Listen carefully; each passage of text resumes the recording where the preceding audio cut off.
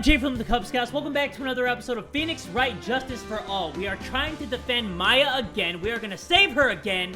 This time we're about to jump into a trial right now. If you guys are cool with that, you down with that? Everybody get ready and buckle up, because here we go. June 21, 9:48 a.m. District Court Defendant Lobby number 3. Smells like a good day. What? Prosecutor Von Karma? You mean... No, I heard it's his successor this time. Successor? Manfred Von Karma was really a sinister man. He pulled all sorts of nasty tricks, all so he could win. He was a man obsessed with the word perfection. He had a perfect record for 40 long years. Who knows what sorts of dirty tricks he used to get each of those guilty verdicts. And now, his successor, I wonder what kind of person they will turn out to be. It's no good. Mystic Maya! Pearly!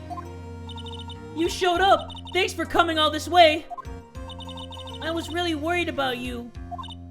Hey, where's your mother? Didn't you two come together? Mother is watching over the trainees. She said they have training for 2 days straight with no breaks. Huh? Then, you came all by yourself? Yup! I snuck out of the manor and followed a map. Don't tell me you walked all the way here. Of course not. I ran. Oh my god. I can't. Oh my. If it takes 2 hours by train. Oh man. Pearly, what about the train? Huh? What's a train? I give up. It's time, isn't it? I'm really scared. What if Von Karma tries to do something to me? At least I know Mr. Edgeworth would be nicer to me than Von Karma. Oh, Edgy baby. Edgy baby. Mr. Edgeworth? Who's that? Oh, he's the baby. He's Edgy baby. He's Nick's rival. Well, he's also a friend. Objection! Objection! He ain't my friend! I still remember him as though I'd seen him only yesterday. Objection! Objection! Every trial was a scorchingly fierce battle until the very end. Objection! Stop objecting! Stop objecting? Stop objecting! It was always back and forth with them, but when you're rivals for life... Maya! Please don't mention that name ever again, because it makes me weak in the knees, everybody! Huh? But why, Nick? I'm sorry, Maya. I forgot you don't know. He's gone. And he's not coming back. Wait. He's not coming back? Wait. That's news to me. Hold on. I need time to process this because that hurts. He's not coming back. He's not coming back? What? Wait a second. What's that supposed to mean? Guard will commence shortly. Please proceed into the courtroom. Let's go. Now's not the time to talk about that anyway. Nick? Wait. What's going on with Edgy Boy? What is going on with my boy on the edge? June 21, 10 a.m. District Court, courtroom number 2. Oh, we got good old chatterboxes already! Court is now in session for the trial of Maya Fey. Are the prosecution and the defense prepared? Ooh, yo, baby. What is with this kid? That's a kid? That looked like a grown-ass woman! Ahem! Mr. Wright, are you prepared? Huh? Yes, Your Honor. Why does he always seem mad at me? Mr. Phoenix Wright? You must be a little shocked because I'm a woman, correct? Hold on, so she's the famed successor to Prosecutor Von Karma? I am Franziska Von Karma, the prodigy. I see. I gave up a promising career in Germany and came to this country for one sole reason. Revenge. Oh my god, she got a whip longer than life itself. Revenge? Is this about her father? Manfred Von Karma? If it's something of a personal nature, I'm sure you can... Ow! I'm talking. Oh my gosh, he's whipping the frickin' table! If you interrupt again, my whip will do the speaking for me. Please speak with your mouth like a normal person. I beg of you. Oh my god, he got whipped too! Make no mistake, I will defeat you. Prepare to go down, Mr. Phoenix Wright. Prosecutor Von Karma, your opening statement, please. Can you get the bailiff to take the whip away or something? My god. Those of unkarma blood have only one fate, and that is perfection. The defendant, Maya Fey, will find no escape from her guilt on my watch. Very well. What is the defense's position? Your Honor, does the defense wish to enter a plea of not guilty? Yes. Foolish fool who foolishly dreams of foolish dreams? 10 minutes. I give the defense 10 minutes before it changes its plea. That's right. I'll have you running for the justified self-defense plea in no time. Justified self-defense? A plea usually reserved for when a person unintentionally kills in defense of themselves. We could very easily make a solid case that it was self-defense, but... The defense stands by the plea of not guilty, Your Honor. Because to plead justified self-defense is to say you did kill someone. How foolish. If that's how you want to play it, Mr. Phoenix Wright, then I shall now call the first witness. She's just as scary as her father. Father like daughter, I suppose. It's hard to give her a voice, guys. I don't even know what kind of accent to give her. Witness, your name and occupation? Yes, sir. My name is Dick Gumshoe. I'm a detective at the local precinct. Ah! Get to the point already. Explain to the court the details of this murder. Yes, sir. If everyone would please look at this map. The channeling chamber has no windows and the door was locked shut. At the time of the murder, only the victim and the defendant were in the room. What were they doing in there? They were channeling a spirit, sir. Channeling a spirit? That's quite the look of disbelief there, Your Honor. Anyway, a few minutes after the channeling started, gunshots were heard coming from inside the room, sir. A few of the witnesses broke the door down and rushed into the room. Ah, and that's when they found that the victim was already dead, correct?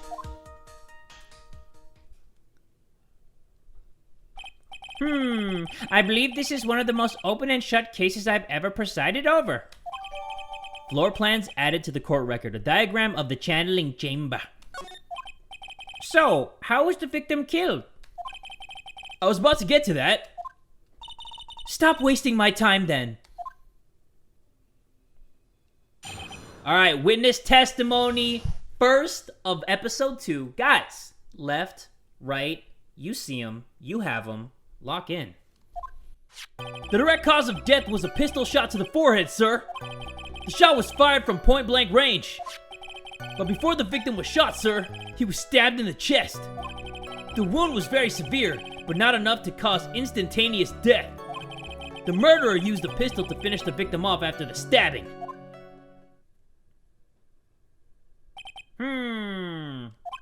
So the victim was stabbed before being shot.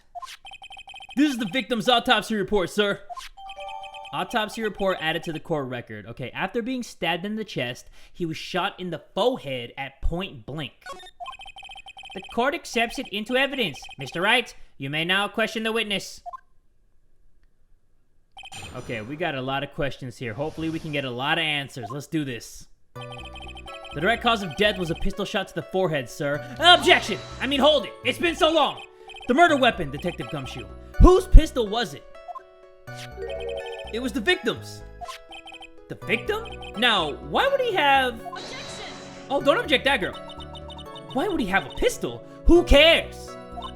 The point that you are missing is whose fingerprints are on that pistol. Don't get that whip ready. If you're not already paying attention to that, then I suggest you start. Fingerprints? There were fingerprints? Along with the victims.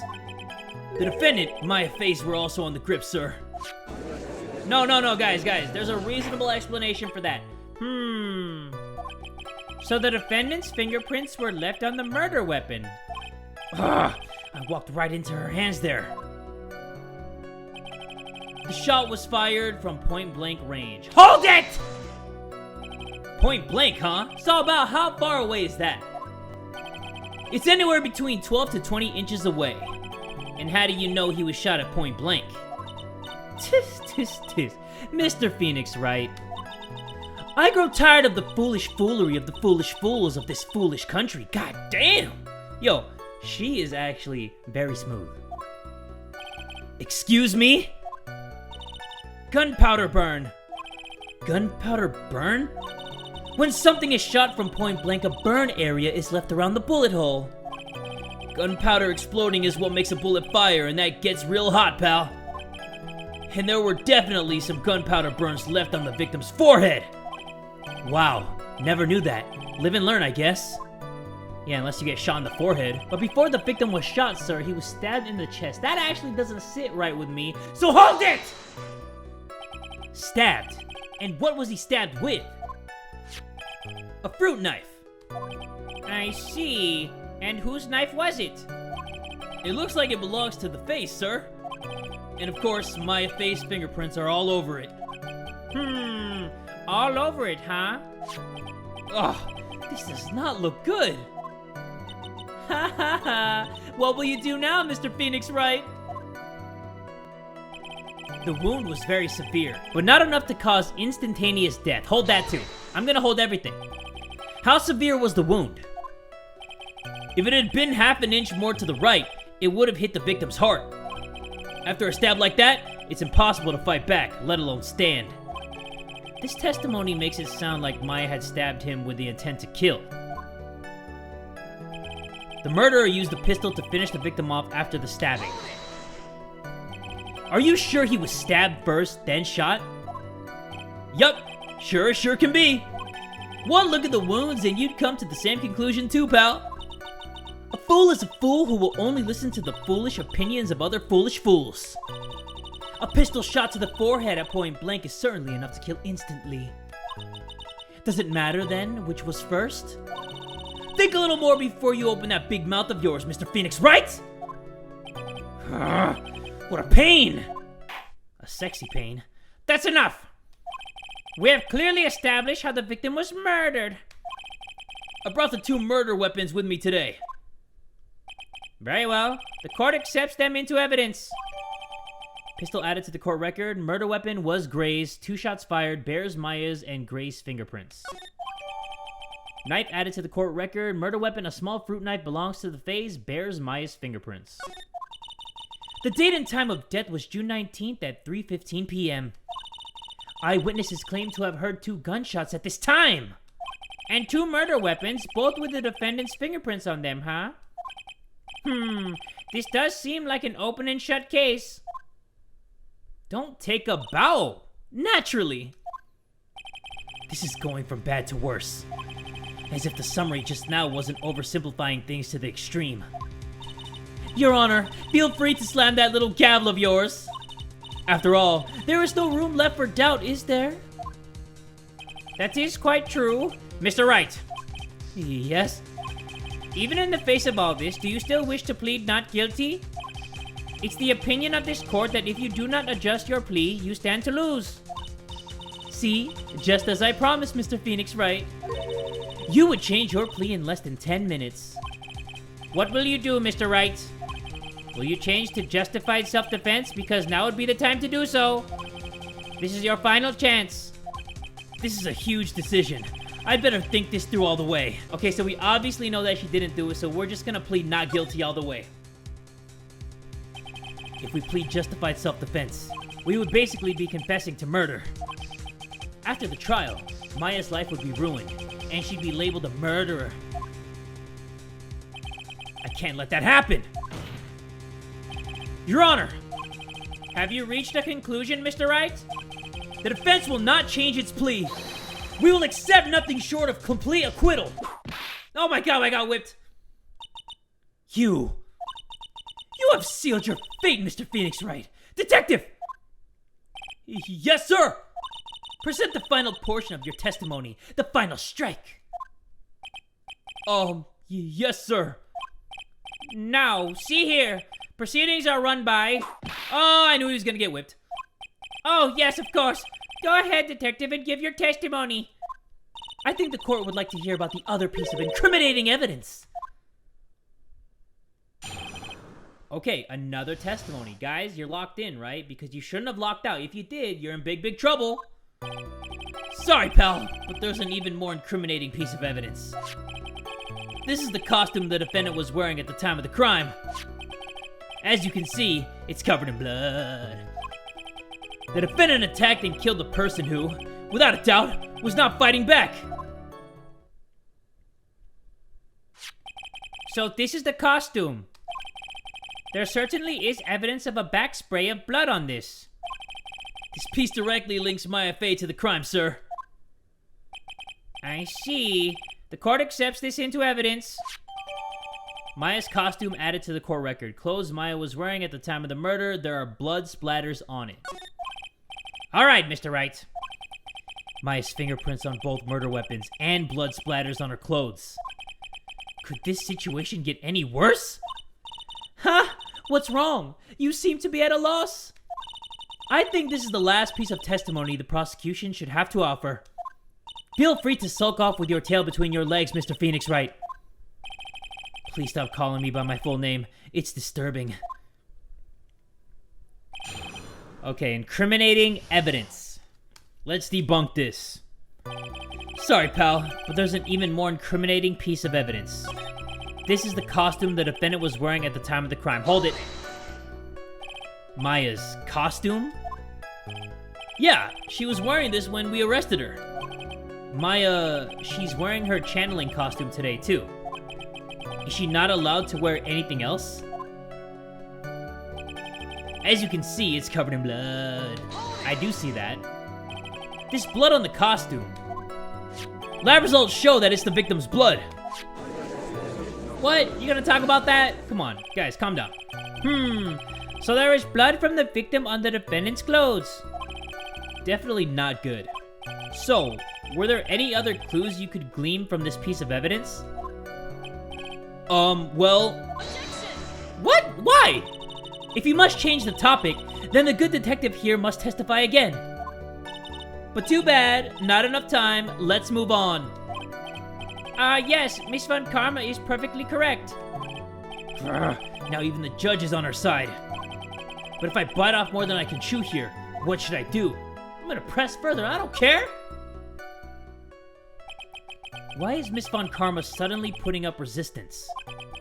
There must be a reason as to why she suddenly threw out an objection like that. Then throw one back. Wait, what about that bullet hole right there? There must be something about this costume. There's a bullet hole right there on the left sleeve. I just have to look harder. Mr. Wright, Miss Von Karma's logic is perfect. There is no way for you to poke a hole in it. Looks like my time is up. So, about the costume. There is nothing wrong. There is one little thing. No, it's not a little thing. It's a big thing. It's a huge thing. Your Honor. Actually, there is something very wrong with this piece of evidence. What? What are you talking about, pal? Uh-oh. Whip ready. Where's the problem you're talking about? I've come this far. There's no turning back now. The problem I have with this piece of evidence is here. Right over here. If she had the gun in her hand, how is there a freaking bullet hole in her left sleeve? I asked the court to please take a look at the sleeve of this costume. The sleeve? There's a tiny hole here. A hole? But that wasn't in the report. Hold on. What's this around the hole? It smells faintly of gunpowder. Why are you smelling a blood-soaked costume, Judge? Gunpowder? No one ever told me. A hole that smells of gunpowder? It looks like I found the hole I was looking for. Your Honor, the only logical conclusion you can make is that it must be a bullet hole! Yes, guys, a bullet hole. A big bullet hole. This is a very grave matter. It's best we correct the court record first before anything else. Maya's costume updated in the court record. Clothes Maya was wearing at the time of the murder. Press the check button for details. Sorry about that. I guess we messed up, sir. Uh-oh. Is it coming out of his pay? Is she actually smiling? What else is she hiding? Pull yourself together, detective. That tiny hole doesn't change a thing. The strength of the evidence still holds. Continue with your testimony. That, just now, was a fluke. Nothing more. Objection! Thank you. Thank you, Phoenix. How can you say something like that? This is a huge oversight! While I agree it is a mistake on the part of the police, what Prosecutor Von Karma has said is true. The evidence still stands. If you do not find a more definitive problem with the evidence, then... No way! Detective Gumshoe, please continue with your testimony. Yes, sir. The defendant attacked and killed a person who, without a doubt, was not fighting back. He wasn't fighting back. How do you know if he was or wasn't? We can find no evidence that the victim put in any sort of struggle, pal. So did the murderer have a fight with the victim or not? Depending on this, the circumstances around this murder changed drastically.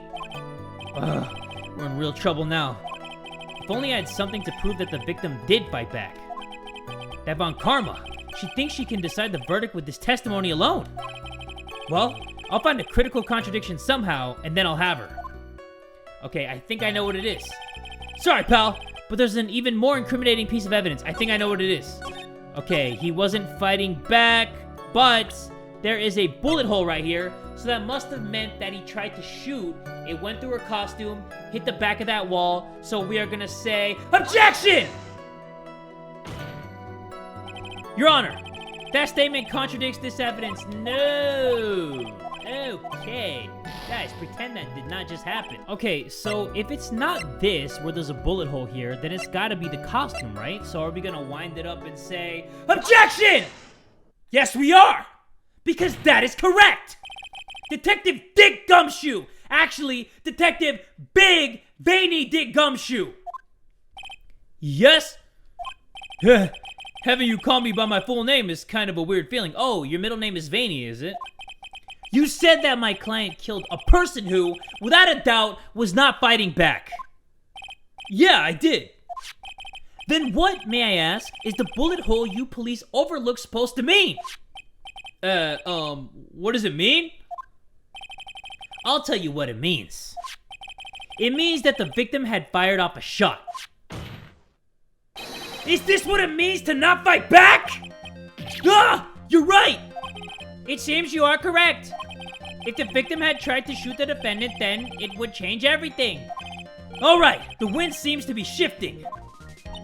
Ha! What is with that "are you finished yet" laugh? Are you finished yet, Mr. Phoenix Wright? Miss Von Karma? It seems that Maya Fey was shot at by the victim. However, that is only grounds enough to support a justified self-defense plea. That is correct. But I'm sure you remember, Your Honor, what the defense clearly said. They rejected justified self-defense and pleaded not guilty. Now that you... Why, that's right. Which means... the defense has yet to prove anything at all. No! Well, yes, that's true. Stop taking a frickin' bow! Furthermore, just the fact that there was a bullet hole in the costume is not enough to substantiate even a plea of justified self-defense.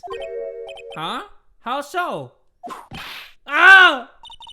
Don't just stand there. Hurry up and tell the court what transpired that day. With the new information we acquired added in, of course. Huh? You mean by myself? You want me to put together the scenario all by myself? Ah! Yes, sir! Right away, sir! Yeah, those whips, whew! Man, it's probably like bullets themselves. During the channeling, the defendant saw a chance to stab the victim in the chest. I'm holding that. Of course, the victim used the last of his strength to fight back, sir. While the two were fighting, the victim took out his gun. The victim took a shot, but because they were too close, he missed. The defendant then picked up on the opening, took the victim's gun, and ended it. This scenario you have put together does make sense. Yes, sir! Well, Mr. Wright, on the surface, it does seem to make sense. However, I won't give up that easily. Please refrain from glaring at me like that. Now then, your cross-examination, please. Alright, guys, another cross-examination for that ass. During the channeling, the defendant saw a chance to stab the victim in the chest. Hold that! What is you talking about, baby? There is quite a difference in height between Dr. Gray and the defendant. Add in body strength, and it seems unlikely the defendant could have stabbed the victim. Now that you mention it, yeah, I guess. You think you can get away with such flimsy reasoning? Mr. Phoenix writes, Maya Fey was in the middle of channeling, was she not? When channeling with the Curane channeling technique, the medium physically changes. With the nurse's build, the defendant could have easily been a match for the doctor. I don't believe it. She even studied up on the Curane channeling technique. Oh no! Not the whip! Like I said before, I am perfect! About what you were talking about, I didn't quite get it. Never mind. Let's continue with the testimony. Just don't please whip my bald head. Of course, the victim used the last of his strength to fight back, sir. How do you freaking know that? So he was stabbed, but the stab wound didn't kill him. But if you think about the blood loss, he was probably hurt pretty bad. How badly hurt would you say he was? Actually, I went to give blood the other day, and afterward, I felt a little lightheaded and dizzy. I guess the damage was maybe 10 times the dizziness? Ah! Sorry. While the two were fighting, the victim took out his gun. Where in the world did that pistol come from? It looks like the victim, Dr. Gray, had specifically bought it for the day. But a handgun. He got it off the black market about 2 days before the murder. Why did Dr. Gray bring a gun? Was he taking precautions against something? The victim took a shot, but because they were too close, he missed. So, you're saying that the bullet hole in this costume was made then? Sorry, pal, but yeah, that's what I think. The two of them were already fighting when a shot was fired. Maya, I'm really glad you weren't hurt. The defendant then picked up on the opening, then took the victim's gun and ended it. Maya has never fired a gun before in her life. The victim had already taken off the safety. With the safety off, even an amateur like you can fire it just by pulling the trigger. Even me? I wonder. Now do you understand? Avant Karma's logic is perfect. His testimony certainly makes us look very bad. But there's gotta be a contradiction in there somewhere. And uncovering it is gonna uncover the truth. I can feel it! Okay, let's go. Let's lock in, guys. During the channeling, the defendant saw a chance to stab the victim in the chest. Of course, the victim used the last of his strength to fight back, sir. Used the last of his strength to fight back? Hold up. Stabbed in the chest, then shot at point blank, gunpowder residue around bullet hole. Okay, so remember in the last testimony, they said that he had some gunpowder residue because the shot was like 12 to 20 inches away, and that's how you know how close the shot was because of the residue. Is there even any residue on the costume? How do we know? There's not, right? Because there would be like some white powdery jizzy looking stuff right here. So do I wind it up, guys? My hand is kind of going like this. It might have to wind up. Hold on. The victim took a shot, but because they were too close, he missed. So do I present the costume? Do I wind it up? I think I do, guys. And objection! Missing the tiny hole on this costume will be the prosecution's undoing. Eh? What do you mean? This little hole has actually created a huge hole in your testimony! Explain yourself, Mr. Wright. You said the two of them were fighting when the victim fired his gun at point blank. If that were true, then where is the gunpowder burnt on the costume? I knew it! Gunpowder burn? This is what you testified earlier. When something is shot from point blank, a burn area is left around the bullet hole. Oh! But there is not a single trace of gunpowder burn on this costume. Guys, not a trace. Not even with a magnifying glass. That is a very good point. And What exactly does this mean? It means that when the shot was fired, they were standing apart from each other. Objection! Don't object that. That's perfectly fine. I'm disappointed, Mr. Phoenix Wright. You think you can punch a hole in my logic with that? With wishy-washy thinking like that, anyone can explain anything away. Then I implore you to disprove my line of thinking. Let's see. In the middle of their fight, the victim pushed the defendant away. And it was then, when they were separated, that he fired. How was that? Objection! Yeah, object that. Bullshit! As if that was even possible. According to testimony, the wound from the stabbing was very severe. The victim would have not had the strength to push the defendant very far apart after that. Oh yeah, she's shaking now. Well then. That's right, the defendant must have pushed the victim away. After stabbing him, she must have put some space between the doctor and herself. And then while she was preparing to strike again, the doctor took his shots. There, that should satisfy even you. That does make an awful lot of sense. What do you think, Mr. Wright? I must be careful. I can't afford to make a mistake here. Concentrate and think. It makes sense. Something doesn't make sense. Yeah, the bullet hole on that screen, right? There was a fatal flaw in her argument, Your Honor. Fatal? Flaw? Ow! Very interesting. I would love to see where this flaw is. Show me something that contradicts my explanation. There has to be a snag in her explanation somewhere. She put some distance between them before rushing to make the final blow. And when she was about to strike, the doctor took his shot. There must be a piece of evidence that contradicts this line of thinking. It's this, right? About 8 inches off the ground is a small hole that looks like a bullet hole. Why would it be that low? Or I don't even know if it's that low, but why would it be here? Is this it? Oh my goodness. Do I have like a strike system? Because I need some chances. I think that's what it is. But I'm just gonna say... Take that! This is the piece of evidence that destroys your logic. Yes. Cha-ching! What is that? A folding screen? I would like to point the court's attention to the hole in this folding screen. It looks like you already know what I'm talking about.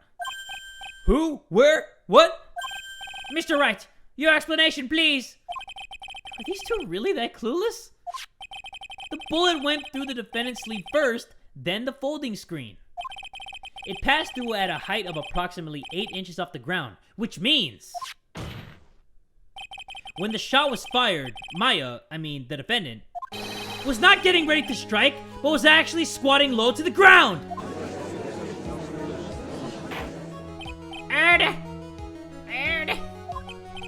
This changes everything. Please look at this diagram of the crime scene. The victim, Dr. Gray, was here when he fired the shot, and the bullet hit this folding screen. It hit at this location, about 8 inches off the ground. At this time, the defendant was in this area. Oh, God! Like, right here? Oh my God. Why are you striking me? Why are you striking me? Like right here? Somewhere around here! Uh-oh. The judge's face is scrunched like he just smelled some serious bad breath. Wait. I think I just realized I forgot to brush this morning. Excuse me while I freshen up. Sure. In the meantime, I want you to think things through again, Mr. Wright. Aw, man. Of course. Whoops. What's done is done. For now, I should focus on where Maya was at the time of the crime. Okay, so she was somewhere here, right? She was right here then? Like around here? She was standing here, near the folding screen. Wait a second. We know the defendant was close to the ground based on the height of the bullet hole. But how can you gauge the distance from that? Isn't it possible that the defendant was standing much closer to the victim? That's impossible.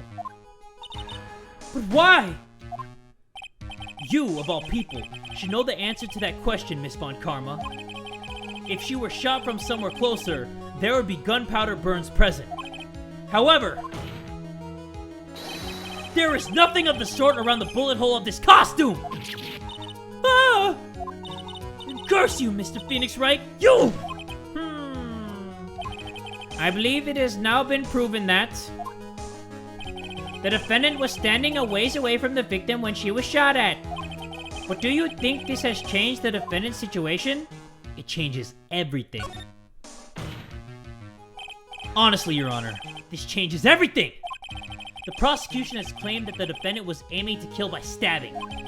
If that were true, delivering the final strike with a knife would be ideal. However, where and what was the defendant doing at the time? Squatting all the way by the folding screen? Exactly. If Maya Fey was the real murderer, why would she be by the folding screen instead of preparing to strike? Upon further consideration, it does make very little sense. Yeah, I figured there had to be a reason. Figuring things out and proving the logic behind everything is your job! Ooh. Alright, with this, the rest of the trial should be in the blast radius of disaster? You are such a smart man, Mr. Phoenix Wright. To think that you've been able to take a completely hopeless case to this point?